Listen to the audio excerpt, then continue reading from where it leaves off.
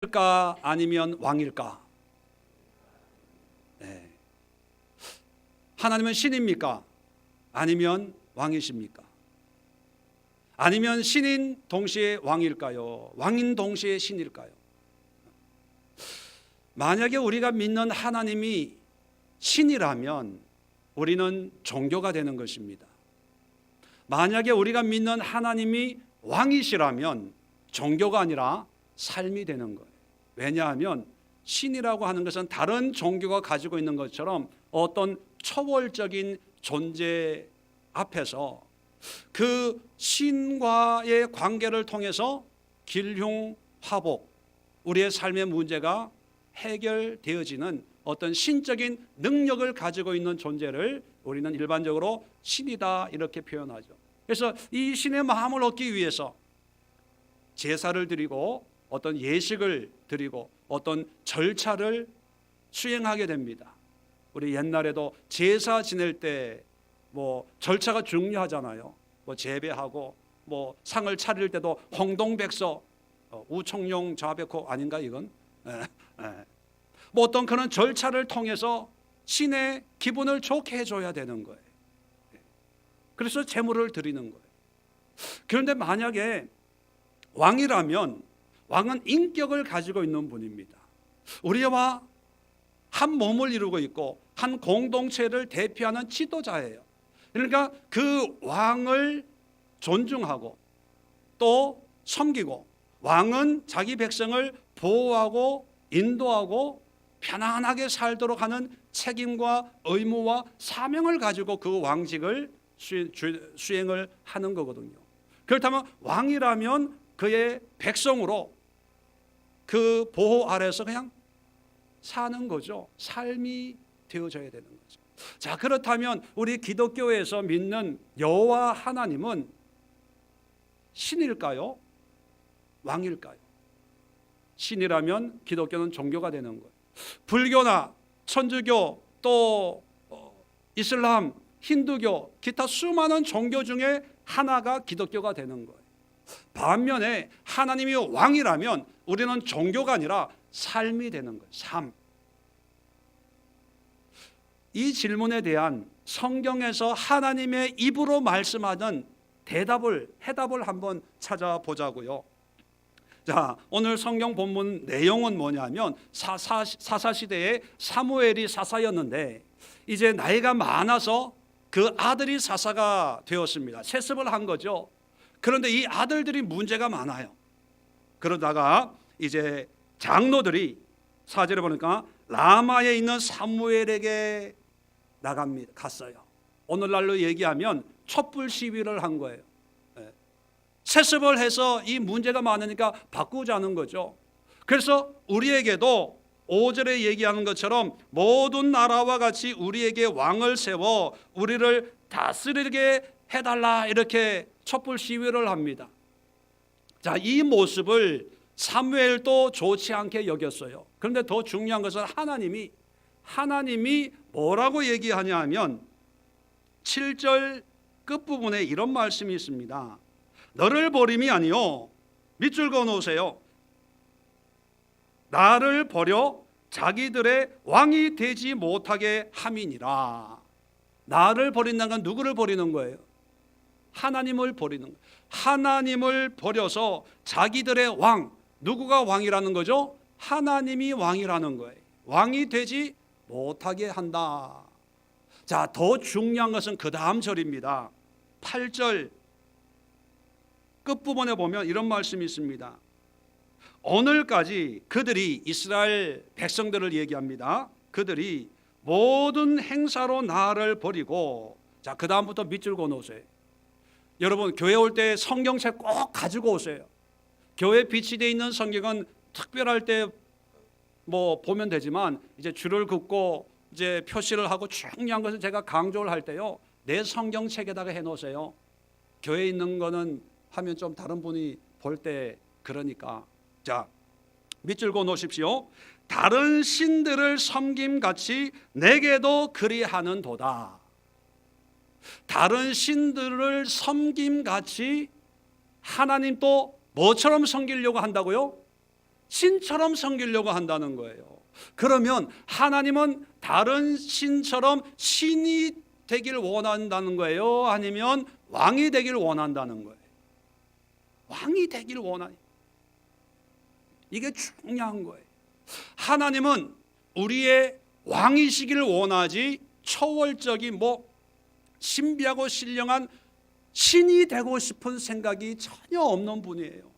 그런데 안타까운 것은 많은 사람들이 하나님을 섬기는데 신처럼 섬겨요. 그리고 제 개인적으로 참 아쉬운 게 많은 게 뭐냐면, 우리 한국 교회만 보면 기독교 선교를 한 200년으로 보면 짧은 시간이었거든요. 그런데 그 짧은 시간에 기독교가 전파되면서 하나님을 어떤 이미지로 전하기를 시작했냐면 신으로 전하기를 시작한 거예요. 왜 신으로 전하기 시작했냐면 우리 민족 고유의 정서상 신이라고 하면 이해가 빠르니까요.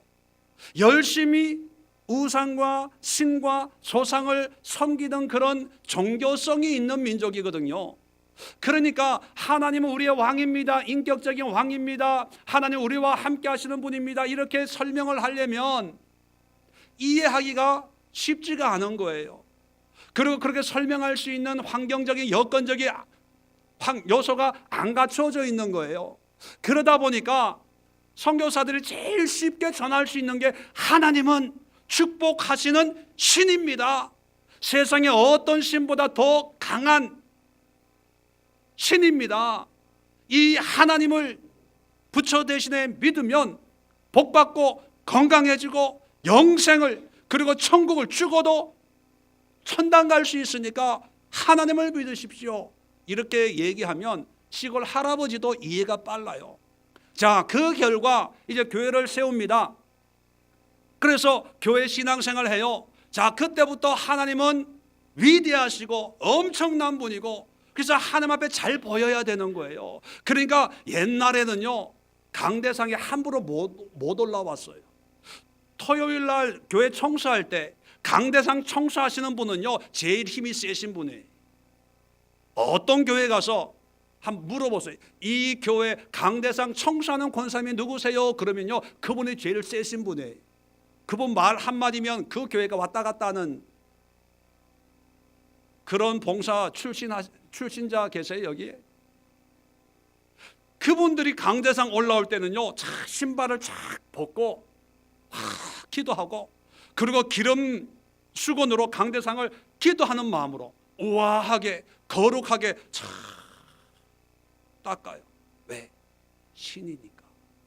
그리고 거기서 이 설교하시는 목사님은 누구예요? 하나님의 종, 세상의 종인데 그렇게 대접받는 종은 세상에 또 없어요. 종이면 종처럼 해야 되는데 이 종이 모든 걸 다 다스리네.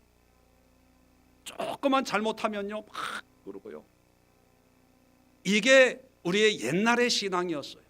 왜? 그 이미지가 신이기 때문에. 그래서 신은 절차가 중요하거든요. 예식이 중요하거든요. 그러니까 예배 드리기 10분 전에 치고받고 머리끄댕이 들고 싸워도요, 예배 때는 우아하게 앉아서 드리고, 예배 끝나면 2차전을 또 벌이는 거예요. 연장전까지 벌리는 거예요. 예배 때는 거룩하게 우아하게 경건하게. 그러니까 이 예배가 중요하니까요, 예배 시작이 됐는데도 항상 늦어도 뒤에 앉아서도 예배 드려도 예배 드렸다고 생각하는 거예요. 아니, 그런 분들은요, 예배 드렸다고 생각하는 게 아니라 뭐라고 표현한다고요? 예배 보는 거예요. 오늘 너 예배 봤어? 급하게 와서 11시 예배 봤어. 보고 오는 길이야. 자, 그러면서 자기는 신이신 하나님 앞에 뭔가 최선을 다했다는 자부심을 가져요. 만족감을 가져요. 그런 분들은요, 늦어도 꼭 와요. 그리고 주일 예배 드렸다, 수요일 예배, 금요 예배 드렸, 여기에 만족하는 거예요. 이게 일반적인 신앙의 모습이었습니다. 그런데 오늘 하나님의 직접적인 말씀을 보면 나는 신이 아니라는 거예요. 나는 너의 왕이라는 것입니다. 그렇다면 왜 하나님은 신이 아니라 왕이기를 원하실까? 우리 출애굽기 6장을 한번 앞으로 가서 출애굽기 6장 7절을 보시면 출애굽하기 전에 모세를 부르시고 모세에게 하시는 말씀입니다. 뭐라고 얘기하냐면 7절에 너희를 내 백성으로 삼고 나는 너의 하나님이 되리니. 자, 너는 내 백성이고 나는 너의 하나님이다. 이 말을 쉽게 표현하면 너는 내 국민이 되고 나는 너의 왕이 되겠다는 거예요. 이게 약속이에요. 이게 하나님의 계획입니다. 자, 출애굽기 19장을 열어보면 시내산에 왔어요. 이제 출애굽해가지고 시내산에 도착을 했습니다. 자, 아까는 모세와 약속한 거고 19장은 이스라엘 백성들하고 똑같은 약속을 하는 거예요. 그래서 우리는 이것을 시내산 언약이다 이렇게 좀 고급스럽게 표현을 합니다. 자, 19장 5절 끝부분에 보면 너희는 모든 민족 중에서 내 소유가 되겠고 6절 너희가 내게 대하여 제사장 나라가 되며 거룩한 백성이 되리라. 자, 나라가 되고 백성이 된다는 거예요. 그 얘기는 뭐냐면 하나님이 왕이 되시겠다는 거예요. 왜? 나라 킹덤에는 왕이 있고 백성이 있어야 되니까. 그리고 가나안 땅은 그 백성들이 살 영토가 되어야 되니까 이게 국가의 3요소 아닙니까? 이렇게 말을 합니다. 그랬더니만 7절에 모세가 내려와서 시내산 꼭대기에서 내려와 가지고 이 말을 그대로 그들 앞에 진술하니 전했다는 거예요. 자, 그랬더니 8절입니다. 다 같이 읽겠습니다. 시작. 백성이 일제히 응답하여 이르되 여호와께서 명령하신 대로 우리가 다 행하리이다. 모세가 백성의 말을 여호와께 그대로 전한 거예요. 이게 약속이 성립이 된 거예요. 그러면 하나님이 이스라엘 민족을 바로의 치하에서 430년 동안 노예 생활하던 민족을 출애굽해서 새로운 땅, 아브라함과 이삭과 야곱과 약속한 그 가나안 땅을 주는 이유가 뭐냐면 그냥 축복 주기 위해서 가나안으로 인도한 게 아니에요. 젖과 꿀이 흐르는 땅을 주기 위함이 아닙니다. 지금도 한가 보세요. 그 땅은 젖과 꿀이 흐르는 땅이 아니에요. 이스라엘 땅보다 우리 대한민국 땅이 훨씬 더 좋은 땅입니다. 그런데 왜 그 땅을 젖과 꿀이 흐르는 땅이라고 표현을 할까요? 하나님의 백성으로 살고 그 땅에 사는 백성들을 하나님이 다스리고 지키고 보호하는 왕이 되주겠다고 하기 때문에 약속 있는 땅이기 때문에 축복의 땅인 거예요. 이해되시면 아멘. 네. 하나님의 약속이 있는 거예요. 내가 왕이고 너는 내 백성이 되라. 옛날에 여러분 어릴 때 속국 장난할 때 니는 아빠 나는 엄마 이런 거 많이 했잖아요. 그 가운데 왕놀이 뭐 이런 거 하잖아요. 내가 대통령, 너는 장군. 뭐 하나님이 이 세상을 창조하시고 인간을 만드시고 이 땅에 퍼뜨려 놓고 하나님이 이 세상에 세우고 싶은 것은 뭐냐? 부자 되는 사람, 재벌, 지혜 있는 사람, 똑똑한 사람, 이런 사람 많이 세우는 건 원치 않아 하시고, 지난주에 우리가 살펴봤죠. 예수님이 우리에게 기도를 가르쳤는데 그 첫 번째가 뭐라고요? 나라가 임하시오며 하나님이 다스리는 나라가 임하기를 원한대요. 그러면 하나님의 소원은 뭐냐면 이 땅에서 왕게임 하고 싶은 거예요. 내가 왕 할 테니까 너희들은 내 백성 좀 해봐라. 그리고 그 뜻이 하늘에서 이루어진 것처럼 이 땅에서도 이루어지는 그 뜻은 누구의 뜻입니까? 하나님의 뜻, 우리는 이것을 고급스럽게 하나님의 주권이다 이렇게 표현합니다. 하나님의 주권이 우리를 통해서 이 땅에 이루어지는 걸 원하는데, 하나님을 신으로 섬기는 사람은요, 비나이다 뭐 정한수 떠놓고 비는 이 신의 이미지를 가지고 있는 종교성을 가지고 있는 사람들은 그 신을 통해서 누구 뜻을 이루기를 원합니까? 내 뜻을 이루기를 원하는 거예요. 내가 원함을 해결해주는 그런 신으로 만들어 버려요. 그것이 기독교가 어느새 되어가고 있다고 저는 진단을 합니다. 하나님의 뜻에는 상관없고, 하나님의 왕이심에 대한 감격과 감동은 없고, 하나님을 전지전능하신 신으로 만들었어요. 여러분, 오해하지 마십시오. 하나님이 신이 아니라는 게 아니라 영적이고 신령하고 권세와 권능이 무궁한 초월적인 분이지만, 신적 존재이지만, 하나님의 마음은 신의 자리에 앉고 싶어 하지 않는다는 걸 얘기하는 거예요. 하나님은 세상의 어떤 신보다 강력한 능력을 가지고 있어요. 하나님이 원하시면 뭐든지 할 수 있는 그런 신 중의 신이에요.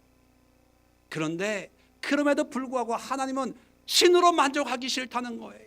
다른 나라 사람들이 섬기는 그런 신처럼 이 백성이 나를 신으로 만들려고 하고, 내가 원래 이 나라의 왕인데 나 대신에 다른 사람을 왕으로 세우려고 한다. 하나님이 삐지신 거예요. 약속을 깨뜨렸다고 화를 내시는 거예요. 내가 왕인데 왕을 몰아내는 역모를 꾀하고 있다고 말씀하시는 거예요.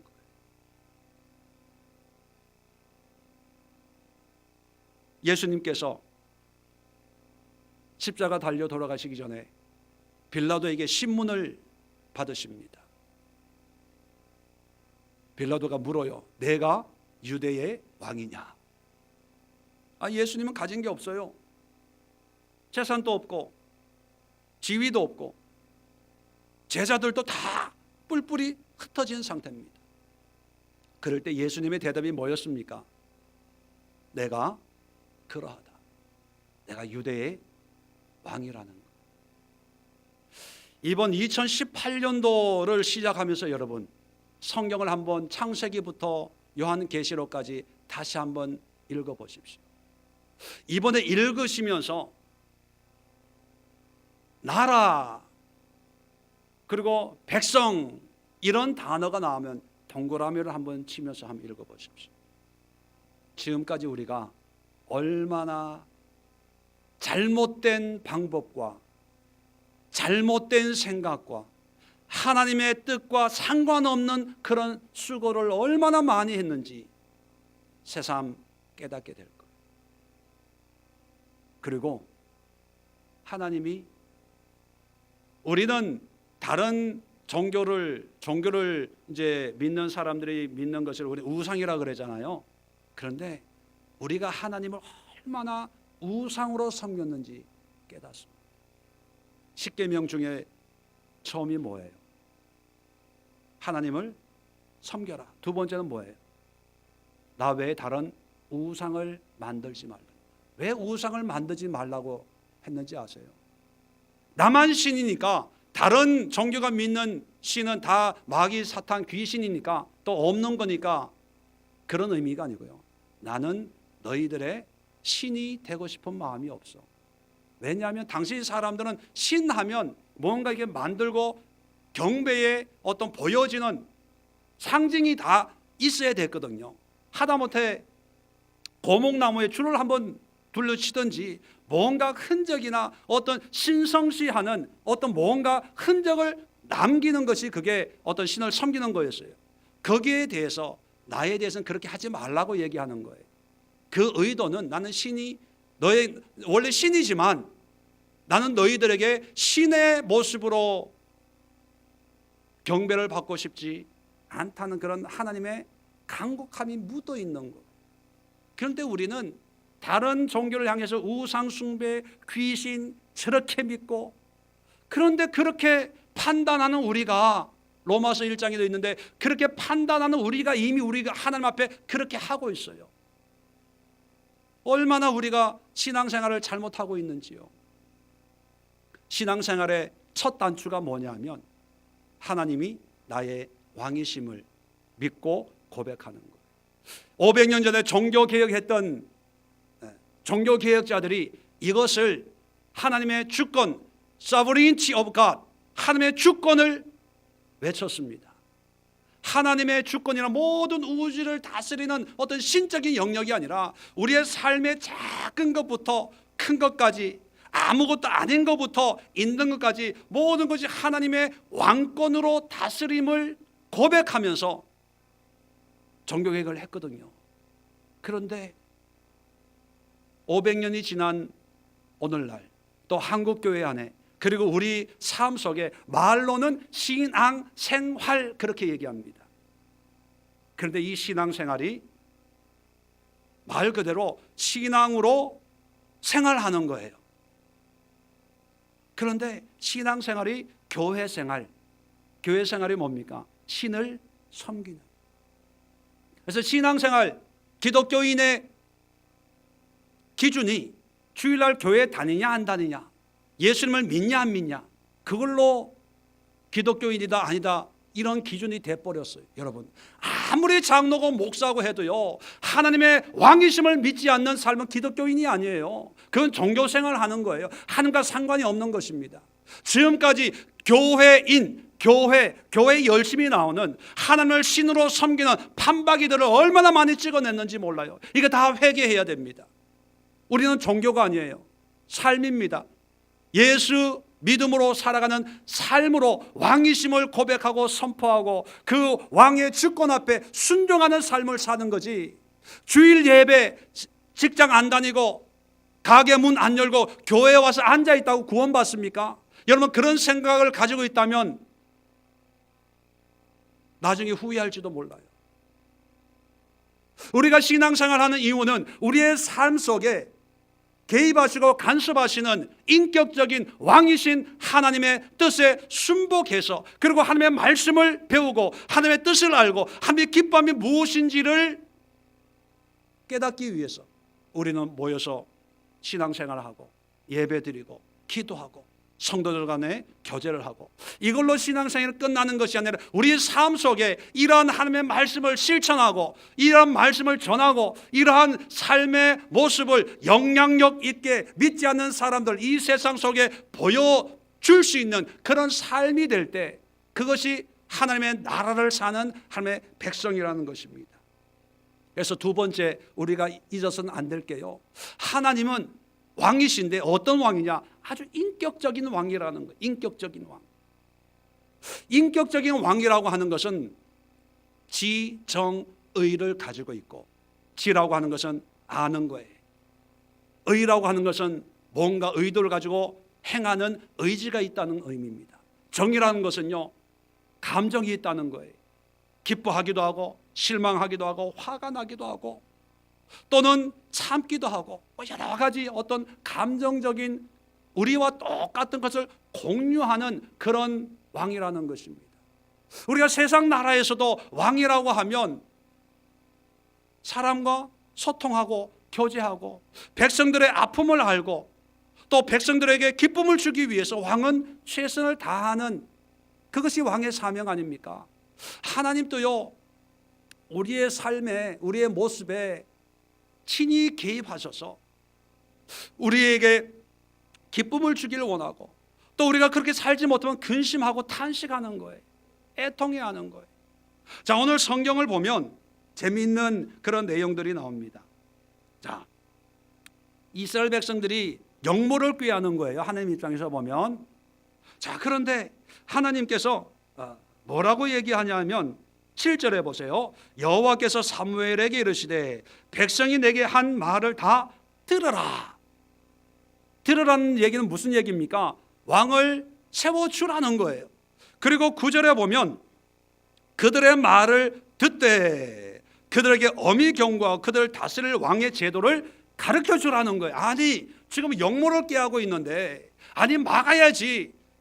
그리고 그 사람들에게 이놈들 400년 전에 출애굽할 때 시내산에서 나와 약속했지 않냐? 내가 왕이고 너는 내 나라의 백성이라고 계약했지 않냐? 이것들이 조금 봐주었더니만 어느새 이게 그렇게 해야 되잖아요. 그런데 한마디도 안 하고 왕을 세우라는 거예요.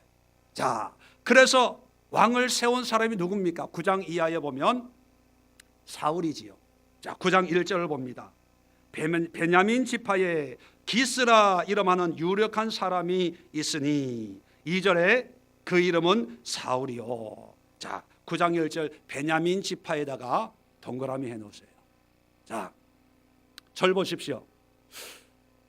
하나님이 창세기에 아브라함과 이삭과 야곱과 약속을 하십니다. 큰 민족을 이루겠다. 그리고 야곱을 통해서 12아들을 축복을 하는 게 창세기 기록이 되어 있죠. 그 12아들에게 하나님께서 왕권을 주시겠다고 약속한 아들은 누굽니까? 유다죠. 그래서 이스라엘의 왕은 어느 지파에서 나온다? 유다 지파에. 이건 누가 정한 거예요? 하나님이 정한 거예요. 하나님이. 그러면 왕을 세우면 어느 지파에서 사람을 찾아야 됩니까? 유다 지파에서 찾아야 돼요. 그런데 첫 왕을 어느 지파에서 찾아요? 베냐민 지파. 이게 무슨 소리냐? 막 이게 어리둥절한 분들이 세 분 반이 있는데 세 분 반은 뭐냐? 나도 잘 모르겠다는 거예요. 자, 분명히 하나님이 약속하신 그 약속은 유다 지파인데 왜 첫 왕을 세우는데 상관도 베냐민 지파냐? 베냐민 지파라는 거예요. 여기 이유가 있습니다. 15장을 봅니다.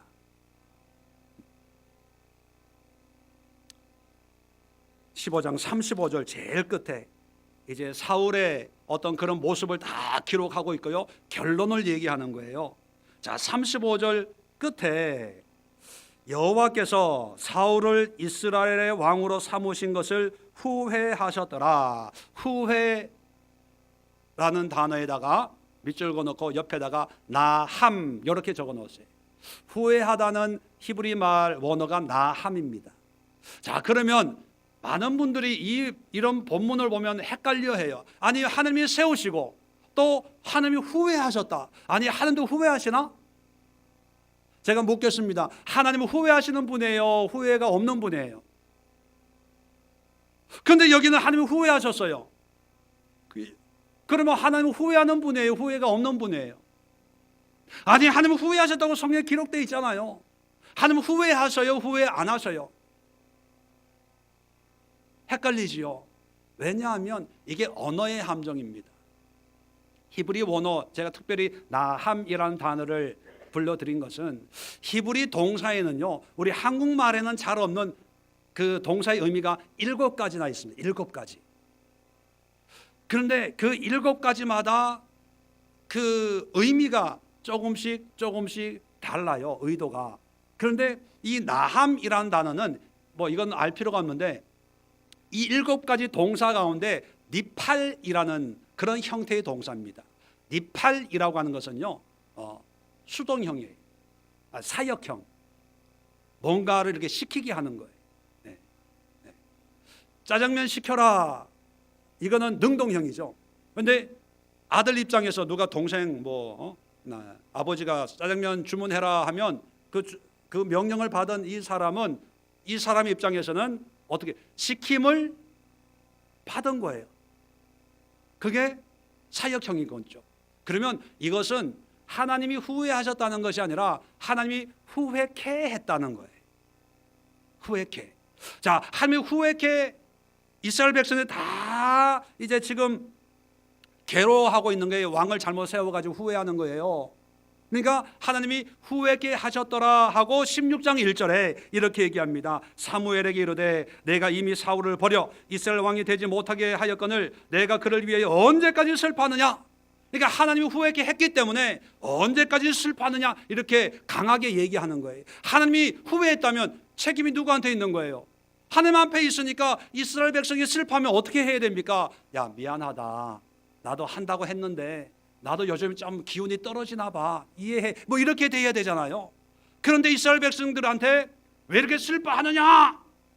이렇게 하는 거는 하나님에게 문제가 있는 게 아니라 하나님이요, 사울을 왕을 요구하는 이스라엘 백성들에게 사울을 세운 것은 인간인 왕이 좋은지 하나님 여호와가 왕이 좋은지 한번 경험해봐라, 그런 차원에서 후회케 하기 위해서 사울을 세운 거예요. 그러니까 사울은 얼마나 똑똑하고 준수하고 키가 다른 사람 어깨 위에 있는 사람입니다. 사람들은 다 사울을 왕으로 삼기로 찬성을 했어요. 그런데 겪어보니까 그게 아니거든요. 그래서 후회하는 거예요. 잘못 세웠다, 잘못 생각했다. 그거를 경험하도록 하기 위해서 세운 거예요. 자, 그래서 16장에 오면 이제 한 사람을 1절 사울에게 얘기합니다.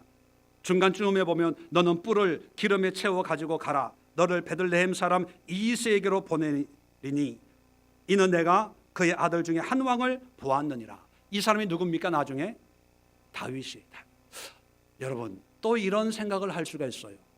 성경을 읽으면서 이런 생각을 자꾸 하셔야 돼요. 왜냐하면 자, 하나님이 원래 왕이신데 사람들이 왕을 요구해서 가장 똑똑하고 힘있고 능력이 있는 베냐민 지파에 있는 사울을 세웠어요. 그래서 왕의 어떤 직무를 감당하겠는데 결국은 사람들이 다 슬퍼하는 거예요. 후회하는 거예요. 그러면 하나님이 이렇게 얘기를 해야 되는 거예요. 봤지? 경험했지? 사람이 왕노릇 해봐야 별 수 없는 거야. 역시 왕 중의 왕은 나야. 봤지? 앞으로는 또 왕 달라고 이 뻥끗만 하면 혼날 줄 알아? 내가 왕이야. 다시 계약서 써. 이렇게 나와야 되는 거예요. 그죠? 그런데 하나님은 그렇게 하지 않고, 아니 하나님이 왕인데 또 다윗을 왕으로 세워요. 그러면 이게 어떻게 되는 거예요? 하나님이 왕자리를 다윗에게 내준 건가? 하나님이 왕되심을 포기하는 건가? 아니 하나님의 의도가 뭐야? 이게 이렇게 헷갈려. 앞뒤가 안 맞잖아. 그렇게 생각하시죠? 그렇게 생각이 들어야 돼요. 성경을 읽으면서 하나님 왜 이렇게 하지? 하나님이 왕이신데 이렇게 의문이 계속 일어나야 돼요. 자, 결국은 다윗이 왕이 됩니다.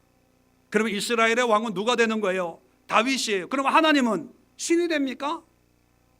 신이 된다고 생각해서는 안 되는 거예요. 다윗 입장에서는 왜 다윗을 세웠냐? 사도행전 13장 22절에 하나님이 이렇게 말씀합니다.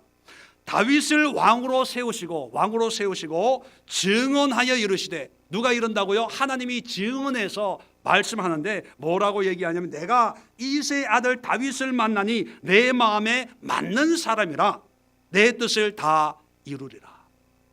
아니 다윗은 왜 하나님의 마음에 맞는 사람일까? 그리고 그 마음에 맞다고 하나님의 뜻을 다 이룰까? 우리가 지난주에 마태복음 6장을 공부하면서 하나님이 기도를 가르쳐 주셨습니다. 우리의 주기도문의 첫 번째 강구가 뭡니까? 나라가 임하옵시며, 하나님이 왕이고 그 나라의 백성으로 사는 것이 나라가 임하는 거예요. 두 번째는 뭡니까? 뜻이 하늘에서 이루어진 것처럼 그 땅에서도 이루겠다. 자, 하나님이 다윗을 만날 때 내 마음에 합한 자다. 그 마음은 어떤 마음을 얘기하는 걸까요? 이 말씀의 주기도문에 이렇게 연결해 보면 하나님의 나라, 다시 말하면 하나님을 왕으로, 자기는 그 백성으로 사는 하나님의 나라를 사는 내 백성이다. 내 생각하고 맞다는 거예요. 그렇기 때문에 내 뜻을 이루리라. 하늘에서 이루어진 것처럼 내 뜻을 다윗을 통해서 이루리라. 하나님은요, 그 말씀을 신약과 구약 1.1획도 오차 없이 이루시는 분이에요. 그러면 다윗은 이스라엘의 왕인데, 다윗은 자기가 이스라엘 왕이라고 생각하지 않고 이스라엘의 왕은 하나님 여호와 한 분밖에 없다고 생각하고 왕노릇 한 거예요. 목사님 그걸 어떻게 알아요? 목사님 다윗 속에 들어가 봤어요? 물어봤어요? 인터뷰 해봤어요? 예, 해봤어요. 만나봤다니까요. 3,000년 전에 다윗을 내가 만나봤다니까요. 어디서? 말씀에서. 역시 할렐루야. 자, 시편에 보면 여러 저자들이 등장합니다. 그런데 뭐 작자 미상인 시편도 많아요. 어떤 사람은 다윗이다, 어떤 사람은 솔로몬이다, 뭐 고라의 자손이다. 뭐 이 논쟁이 있는 건 제하고, 시편 제목에 다윗의 시라고 분명히 기록되어 있는 것만 뽑아 보면서 다윗은 하나님을 어떻게 표현했을까? 시편 10편 16절, 여호와께서는 영원 무궁하시도록 왕이시니이다. 24장 8절, 영광의 왕이 누구시냐? 강하고 능한 여호와시요 전쟁에 능한 여호와시로다. 29장 10절, 여호와께서 영원하도록 왕으로 좌정하시도다. 68장 24절, 나의 하나님 나의 왕이 성소로 행차하시는 것이라. 68장 32절, 땅의 왕국들아 하나님께 노래하고 주께 찬송할지어다. 주라고 하는 것은 왕이란, 주인, 왕이란 뜻입니다. 시편 103장 19절에 여호와께서 보좌를 하늘에 세우시고 그의 왕권으로 만유를 다스리시도다. 아니 자기가 왕인데 왕 노릇하고 있어요. 그런데 다윗은 자기가 왕이 아니고 하나님이 왕이라고 표현. 하나님의 왕이면 자기는 뭐예요? 그의 백성, 그의 나라에. 이렇게 살니까 다윗은 간음했어요. 살인했어요. 또 뭐예요? 하나님 앞에 교만해가지고 인구조사했다가 또 혼도 나기도 하고. 인간적으로 보면 허물이 너무 많은 사람이에요. 인간적으로 보면 어떻게 보면 우리와 똑같은 사람이에요. 그런데 왜 하나님은 그를 통해서 그의 뜻을 이루실까? 여러분, 다른 이유가 없는 거예요. 그게 똑똑했어요? 그가 지혜로웠어요? 다윗은 철저하게 하나님의 왕권을 인정하고 자기가 도망 다닐 때도요, 하나님 나를 도와주세요. 인격적인 하나님을 믿은 거예요. 하나님을 신뢰한 거예요. 나를 보호할 거다. 사망의 음침한 골짜기를 지날지라도 나의 왕 되신 하나님의 지팡이와 막대기로 나를 안위하시로다. 내 잔이 넘치나이다. 그런 삶으로 광야 생활, 쫓기는 도망자의 삶을 그렇게 하나님의 왕권을 인정하고 살았을 때 하나님이 내 마음에 합하다 그렇게 말씀하셨다는 거예요. 자, 그러면 또 질문이 하나 생깁니다. 목사님,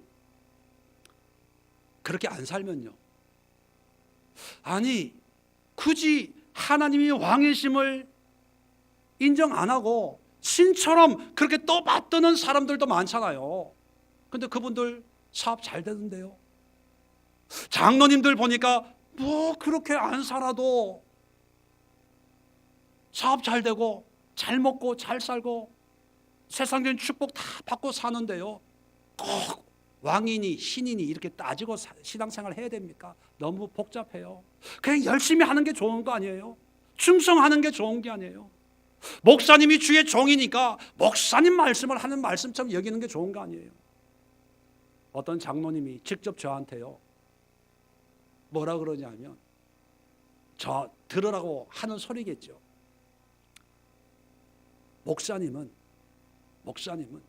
레위 지파기 때문에 하나님이 구별해 놓으신 사람이기 때문에 함부로 대해서는 안 되고 하는 대하듯이 순종해야죠. 이러더라고요. 저 듣기 좋으라고. 제가 뭐라 그러는지 아세요? 장로님, 성경 다시 한번 보세요. 예수님이, 우리는 예수님의 종인데 예수님이 레위 지파 출신입니까? 유다 지파 출신입니까? 어느 지파 출신이에요? 레위 지파예요.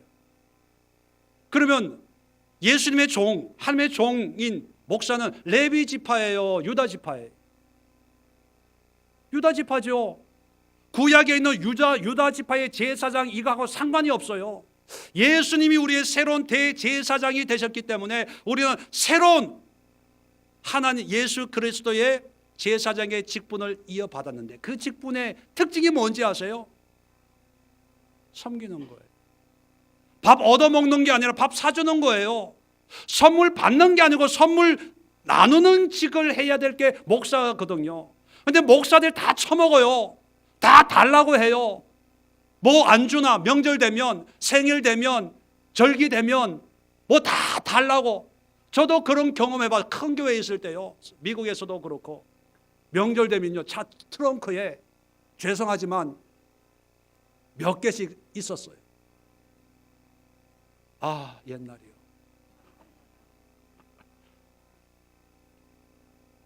난 그게 사역이고 목회고 그런 줄 알았어요. 근데 성경을 읽어보니까 그 사람들이 하나님을 신처럼 섬기는 거예요. 그러니까 그 신의 제사장, 종을 섬기는 것이 곧 누구를 섬기는 거다? 하나님. 그래서 내가 그걸 깨닫고 얼마나 기분 나빴는지요. 왜 기분 나빴겠어요? 나를 보고 준 게 아니라 누굴 보고 준 거기 때문에. 나는 나를 보고 준 줄 알았거든요. 근데 나중에 알고 보니까 하나님 보고 나를 준 거야. 그래도 받으니까 좋더라고. 뭐 하다가 이쪽으로 빠졌는지 모르지만, 다윗은요, 절대로 자기가 왕이라고 생각 안 한 거예요. 왕의 지위에 있지만 하나님이 왕이라고. 그런데 이렇게 안 사는 사람들은 로마서 1장을 열어봅니다. 로마서 1장.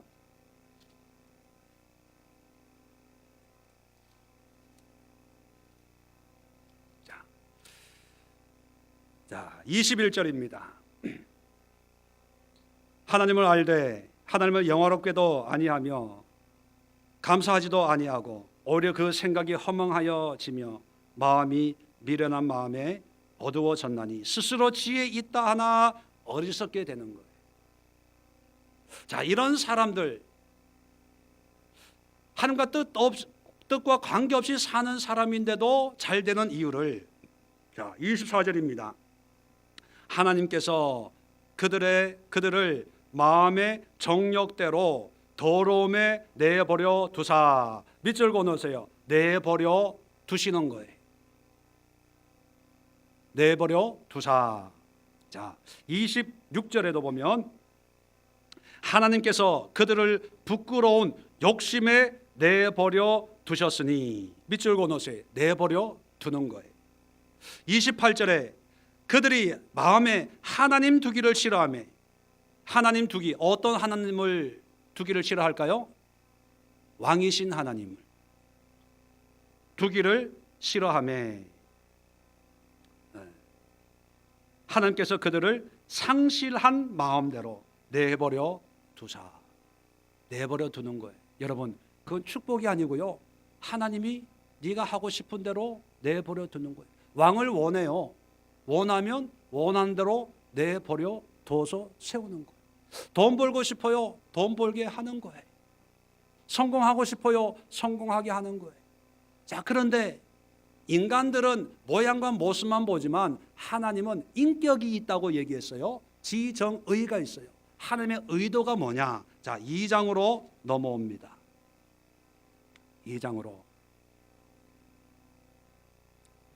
1절에 보니까 남을 판단하는 사람아, 누구를 막론하고 내가 핑계하지 못할 것은 남을 판단하는 것으로 내가 나를 정죄함이니 판단하는 내가 같은 일을 행함이니라. 남들은 잘 판단하면서 자기도 이렇게 산다는 거예요. 이렇게 살면서. 자, 하나님이 뭐라고 얘기하냐면 4절에 내가 하나님의 인자하심이 너를 인도하여 회개하게 하심을 알지 못하여 그의 인자하심과 용납하심과 길이 참으심이 풍성함을 멸시하느냐.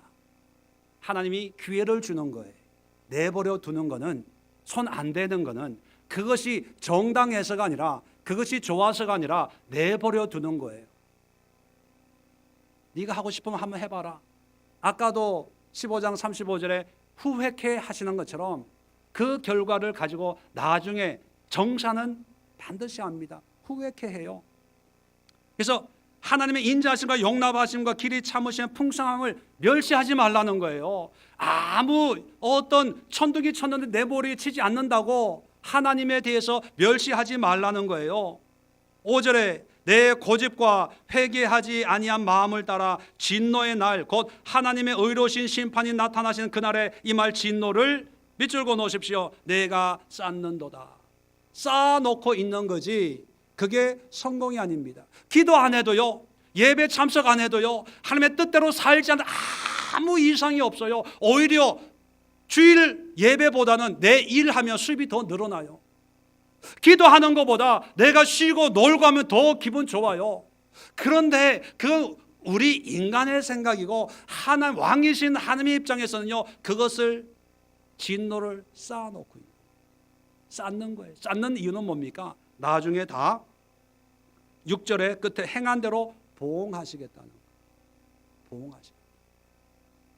지, 정, 의가 있어요. 의지가 있다는 거예요. 하나님의 감정이 있다는 거예요. 하나님이 다 아신다는 거예요.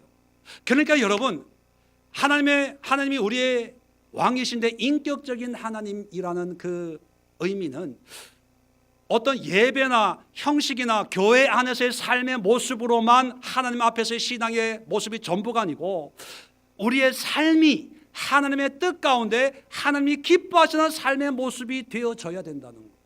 이해되시면 아멘. 그게 신앙 생활이에요. 그게 믿음 생활입니다. 여러분, 불교인들은 제가 잘 모르지만 불교인들은 적어도 부처 생활 이런 말은 안 써요. 왜? 불교인들은 어떤 특정한 날짜에 뭐 절에서 하는 거기에 참석하고 어떤 뭐 시주나 이렇게 하면 되지, 우리처럼 이렇게 믿음 생활, 신앙 생활 뭐 이렇게 구체적으로 얘기하지 않고요. 불경을 제가 다는 못 읽어봤지만 불경을 보면 그냥 어떤 진리에 대한 우리의 마음가짐, 우리의 생각, 뭐 이런 깊은 철학적인 또 불교의 어떤 교리적인 걸 얘기하지, 우리 성경처럼 원수를 사랑해라, 이렇게 해라, 뭐 저렇게 해라, 아내들이여, 남편들이여, 자녀들이여, 종들아, 상전들아, 뭐 이렇게 우리의 삶을 얘기하지는 않는 걸로 제가 알고 있습니다. 왜 우리 성경은 그런 걸 얘기할까요? 왜 삶을 얘기할까요? 아니, 성경은 하나님의 말씀이잖아요. 진리의 말씀인데 왜 성경을 보면 가나안 40년 동안 여기 가고 전쟁하고 먹고 이기 가고 뭐 여기 하고 사실 방황하는 그런 삶의 모습을 그대로 기록하고 있을까요? 아니, 사무엘 상하, 역대 상하 이런 거 보면 어떤 왕이 일어나 몇 년을 다스리고 뭐 죽고 뭐 하고 왜 그 왕들의 삶을 얘기합니까? 아니, 역사책도 아닌데 사기도 아닌데 종교적인 교리를 담고 있는 성경이면 교리적인 거, 진리적인 거 이것만 담고 있으면 되는데 왜 이런 쓸데없는 역사를 기록하고 있을까요? 그것은 삶이기 때문에 삶. 예배 어떻게 드렸냐로만 끝나는 게 아니라 내 삶 속에서 하나님의 뜻대로 살고 있냐, 하나님의 왕이심을 믿고 그 백성으로 순종하냐 안 하냐, 이걸 하나님이 우리에게 가르치기 위함입니다. 그런데 안타까운 것은 또 말씀드리지만 오늘날은 삶은 아무도 몰라요. 어떻게 사는지. 그저 교회 안에서 열심히 하면 장로감이래, 교회에서 열심히 하면 오래 다니면 권사감이래요, 조금만 열심히 하면 집사래요. 그래서 저는 아무나 다 직분 줘요. 뭐 11조 아니 뭐 주일 성수나 이런 거 안 봐요. 나이로 따져서. 왜? 그렇게 해봐야 그렇게 돼도 안 돼도 의미 없는 거기 때문에. 하나님이 보시는 건요, 삶의 삶. 그래서 세 번째 우리가 잊지 말아야 될 것은요, 인격적인 하나님이기 때문에 이 인격적인 하나님과 깊은 교제를 해야 됩니다. 소통이에요, 소통. 박근혜 대통령 있을 때 항상 문제가 뭐라고 생각했습니까? 소통이다, 소통. 그래서 문재인 대통령 정부가 들어오고는 국민과 뭐 소통을 열심히 한다고 뭐 인터넷 사이트도 만들어 놓고 뭐 이러고 있는데, 신은 소통이 아니라 어떤 절차와 예식을 통해서 신을 기쁘게만 해주면 되는 거예요. 그래서 어떤 성경에 보면 아들을 불에 태워 올리잖아요. 왜? 그걸 좋아한다고 해가지고. 네, 우리가 믿는 하나님은요, 좋은 것, 비싼 것, 뭐 이걸 좋아하는 게 아니라 교제의 교제, 소통. 성경을 자세히 보면 7장부터 보면 사무엘은 하나님 앞에 늘 기도합니다. 기도하는데 오늘 본문 다시 8장에 오면 이스라엘 백성들은 뭐에 관심이 있냐 하면 5절에 보면 모든 나라와 같이 우리에게 왕을 세워 우리를 다스리게 하소서, 그렇게 얘기합니다. 왜? 다른 나라 사람들의 삶을 보는 거예요. 자, 3절에도 보면 이렇게 기록이 되어 있습니다. 3절에 자기 아들들이 자기 아버지의 행위를 따르지 않고 이익을 따라 뇌물을 받고 판결을 굽게 해요. 자, 이것을 보면서 20절에 오면 8장 20절, 우리도, 자, 우리에다가 동그라미 해놓으세요. 다른 나라 같이 되어 우리의 왕 동그라미 해놓고, 우리를 위하여 우리를 동그라미 해놓고, 우리 앞에 나가서 우리 앞에 동그라미 해놓고, 우리의 싸움을 동그라미 해놓고. 자, 이 사람들이 원하는 것은, 이 사무엘의 아들들은 뭐를 하지 않는다는 거예요? 우리를 위해서 일하지 않고 자기만을 위해서 뇌물을 받고 다 하니까 이제 우리를 섬겨줄 어떤 왕을 세웁시다. 사람을 찾는 거예요. 자, 그러면 아니, 하나님은 이스라엘 백성을 위하지 않나요? 위해요. 근데 보이지 않으니까, 느끼지 않으니, 인정을 안 하니까 사람을 찾는 거예요. 사람을 찾다 보니까 사람만 바꾸면 그 사람이 우리를 위해서 일해 줄 것처럼 생각을 하고 사울을 한번 세워봐요. 후회합니다. 그리고 하나님이 이제 다윗을 세워놓죠.